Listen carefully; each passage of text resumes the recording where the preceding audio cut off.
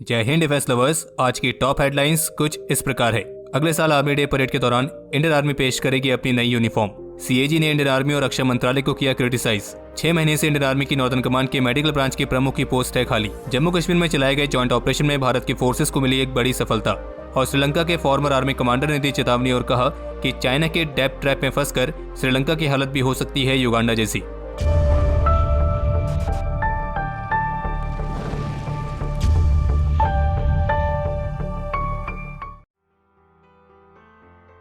आप में से जितने भी व्यूअर्स को इंडियन आर्मी की नई यूनिफॉर्म को लेकर जानकारी चाहिए थी, तो उन सभी के लिए भी एक अपडेट सामने आ चुका है, जिसमें द प्रिंट की तरफ से एक रिपोर्ट जारी की गई है। और इस रिपोर्ट में कुछ सोर्सेस के हवाले से बताया गया है कि इंडियन आर्मी ने फैसला लिया है कि वे अगले साल से अपने सभी पर्सनल के लिए एक नई डिजिटल पैटर्न की कॉम्बैट यूनिफॉर्म को इंट्रोड्यूस करेंगे। और इतना ही नहीं, बल्कि आप जो इंडियन आर्मी की एक रेगुलर ऑलिव ग्रीन यूनिफॉर्म को देखते हैं, तो अब आर्मी अपनी एक नई तरह की रेगुलर यूनिफॉर्म पर भी काम कर रही है, जो कि अभी के समय की ऑलिव ग्रीन यूनिफॉर्म से काफी अलग होगी। और जो नई कॉम्बैट यूनिफॉर्म की बात है, जिसमें नए डिजिटल पैटर्न का इस्तेमाल किया जाने वाला है, तो इस यूनिफॉर्म को लेकर द प्रिंट की इस रिपोर्ट में बताया गया है। तो इसमें आपको अलग अलग कलर्स का मिक्सचर देखने को मिलेगा, जैसे कि ऑलिव और अर्थन यानी कि मिट्टी के जैसा कलर, इन सभी का मिक्सचर। और इस तरह का जो पैटर्न है, इसे आर्मी हेडक्वार्टर द्वारा फाइनलाइज किया गया है। और योजना यह है कि इंडियन आर्मी की इस नई कॉम्बैट यूनिफॉर्म को अगले साल 15 जनवरी 2022 यानी कि उस दिन जिस दिन आर्मी डे को सेलिब्रेट किया जाता है, तो इसी अपकमिंग आर्मी डे परेड के दौरान इस नई यूनिफॉर्म को प्रदर्शित किया जाएगा। और सोर्सेस का यह भी कहना है कि इस नई कॉम्बैट यूनिफॉर्म को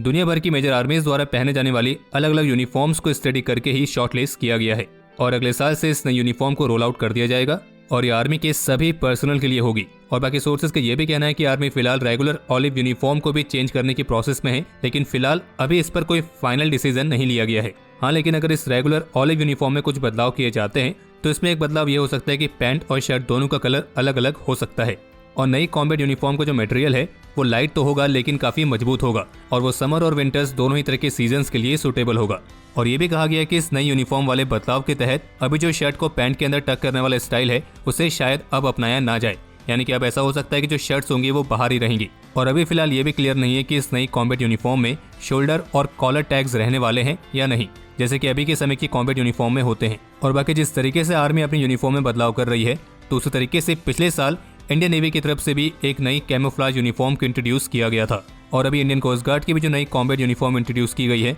वो भी बिल्कुल इंडियन नेवी वाली कॉम्बैट यूनिफॉर्म की तरह ही दिखती है। और बाकी आर्मी की इस नई यूनिफॉर्म पर आपके क्या विचार हैं, आप कमेंट सेक्शन में शेयर जरूर करें। अगर मैं इस पर अपना एक पर्सनल ओपिनियन दूं, तो मेरे लिए तो इंडियन आर्मी की जो एक जर्नल ड्यूटी वाली यूनिफॉर्म है, यानी कि वही standard regular olive green uniform जो आप अक्सर देखते हैं, तो वो केवल यूनिफॉर्म नहीं है बल्कि एक इमोशन की तरह है। और अगर आप में से कोई आर्मी ब्राइट है, तो इस बात को वो और अच्छे तरीके से समझ पाएगा। अब बाकी नई वाली यूनिफॉर्म किस तरीके से रहने वाली है, वो तो उसके आने के बाद ही मालूम पड़ेगा।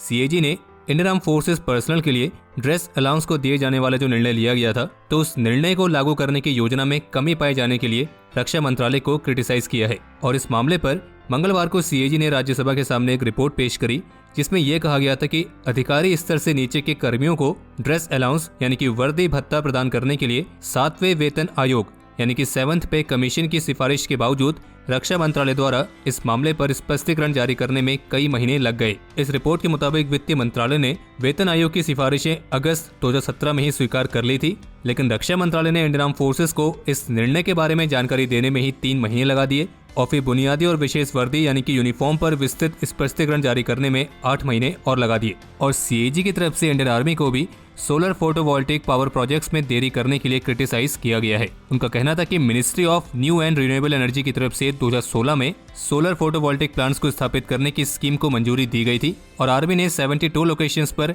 97 मेगावाट तक के प्रोजेक्ट्स को मार्च 2019 तक इंप्लीमेंट करने की योजना बनाई थी। हालांकि आर्मी की तरफ से सोलर फोटोवोल्टिक पावर प्रोजेक्ट्स स्थापित तो किए गए, लेकिन वो 48.079 मेगावाट कैपेसिटी वाले थे, और उन्हें केवल 38 स्टेशन पर स्थापित किया गया था दिसंबर 2019 तक। और इसलिए बाकी के प्लांट्स की स्थापना में जो देरी हुई, उसके लिए सीएजी ने आर्मी को क्रिटिसाइज किया है। इसके अलावा सीएजी ने अपनी रिपोर्ट में इस बात को भी मेंशन किया है कि जो 2017 में इंडियन आर्मी द्वारा government on contractor operated model के तहत जो आर्मी बेस्ड वर्कशॉप का निगमीकरण यानी कि कॉर्पोरेटाइजेशन करने का फैसला लिया गया था, तो इस मॉडल के तहत इसका इम्प्लीमेंटेशन काफी ज्यादा चुनौतीपूर्ण और खतरे से भरा पड़ा है। और इसी वजह से रक्षा मंत्रालय को एक ऐसी स्ट्रेटेजी तैयार करने के लिए कहा गया है ताकि इससे जुड़े सभी खतरों को कम किया जा सके। और इस बात में एग्जिस्टिंग मैन पावर के डिप्लॉयमेंट के साथ साथ इस बात को भी सुनिश्चित करने के लिए कहा गया है कि वर्कशॉप का जो मॉडर्नाइजेशन का कार्य है वो बिना किसी देरी के पूरा हो। जानकारी के लिए आपको बता दें कि जो आर्मी बेस्ड वर्कशॉप है, यहाँ पर इंडियन आर्मी के वेपन्स, व्हीकल्स और अदर सभी इक्विपमेंट की रिपेयरिंग और ओवरहॉलिंग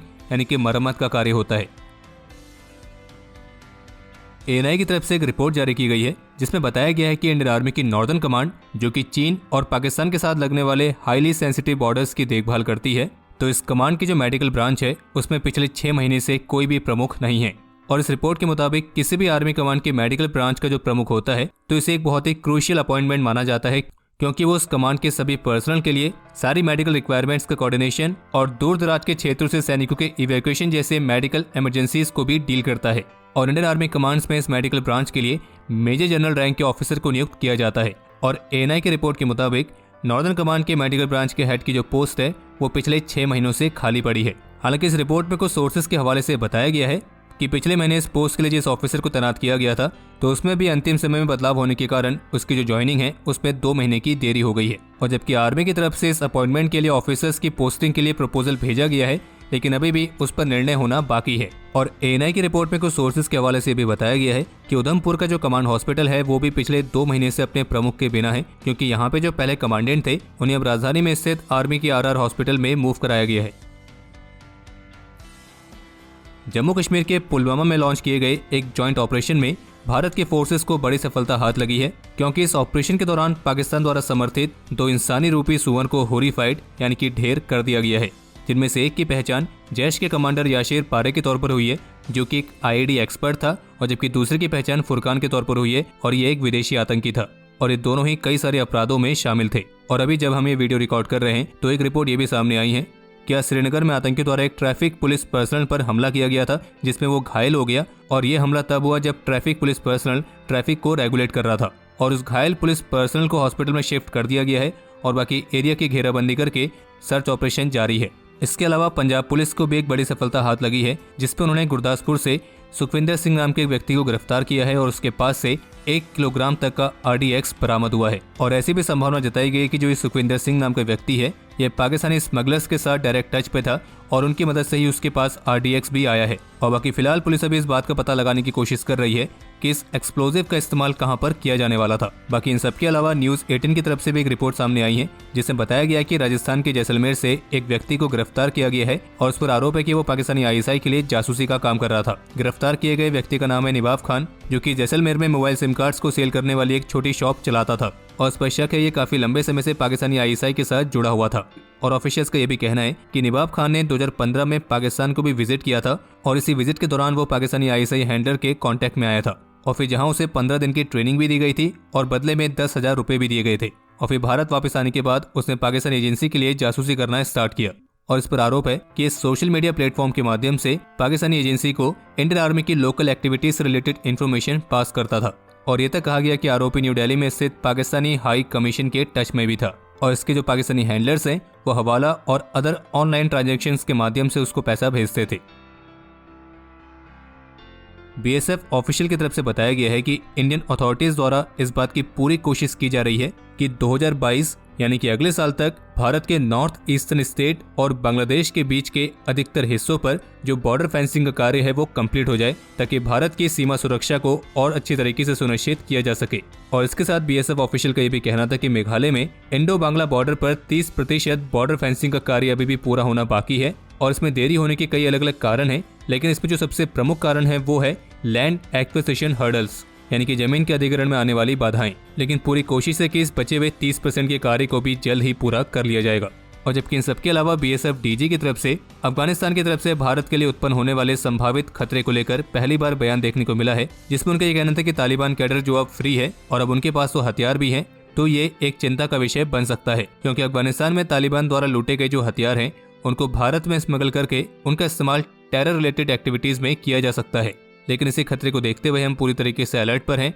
और अपनी सिस्टर एजेंसीज के साथ टच में हैं। और जबकि इन सबके अलावा भी हाल ही में श्रीलंका के एक फॉर्मर आर्मी कमांडर की तरफ से काफी महत्वपूर्ण बयान देखने को मिला है, जिसमें उनका कहना था कि श्रीलंका जिस तरीके से चाइना के डेप्थ ट्रैप में फंसता जा रहा है, तो अगर ऐसा ही चलता रहा तो फिर श्रीलंका की हालत भी युगांडा जैसी ही हो सकती है, क्योंकि चीन के इसी तरह के डेप्थ ट्रैप ने ही युगांडा को डिस्ट्रॉय कर दिया था। और वैसे चीन के इस डेप्थ ट्रैप में एक और देश है जो बहुत ही बुरी तरीके से फंसा हुआ है। लेकिन कमाल की बात यह है कि उसे अभी तक पता ही नहीं चल पाया कि वो फंस गया है। अब वो देश कौन सा है, आप हमें कमेंट सेक्शन में लिख के जरूर बताएं। और बाकी अब समय है आज के इतिहास का, तो आपको बता दें कि आज के दिन बेहद ही खास है, क्योंकि एक तो आज के दिन 1924 में भारत में एक ऐसे परमवीर का जन्म हुआ जिसने 1962 के वॉर में चीनी सैनिकों को भारतीय सैनिकों के शौर्य और पराक्रम से इस तरीके से परिचय कराया कि वो परिचय चीनी सैनिक कभी भी नहीं भूल सकते हैं। और हम बात कर रहे हैं भारत के परमवीर मेजर शैतान सिंह की, जिनका आज ही के दिन 1 दिसंबर 1924 में जन्म हुआ था। और इनकी परमवीर गाथा के बारे में जानने के लिए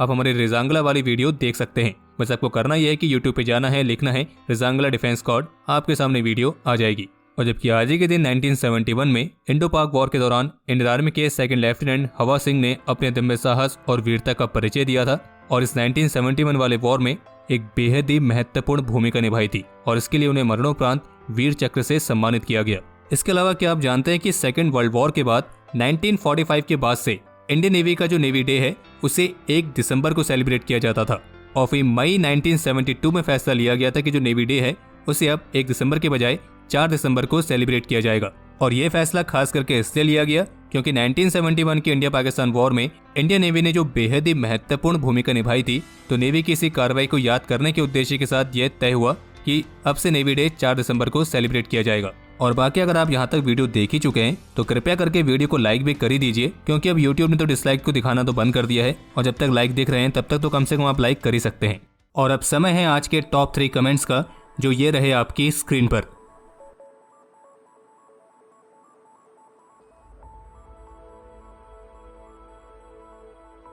तो हमारे आज के इस एपिसोड के लिए इतना ही। उम्मीद है आपको एपिसोड पसंद आया होगा। अगर पसंद आया तो वीडियो को लाइक जरूर करें, ज़्यादा से ज़्यादा शेयर करें। इस वीडियो को लेकर कोई भी सुझाव हो, सवाल हो, उसके लिए कमेंट सेक्शन ओपन है। और अगर आपने चैनल को सब्सक्राइब नहीं किया है तो सब्सक्राइब करना ना भूलें।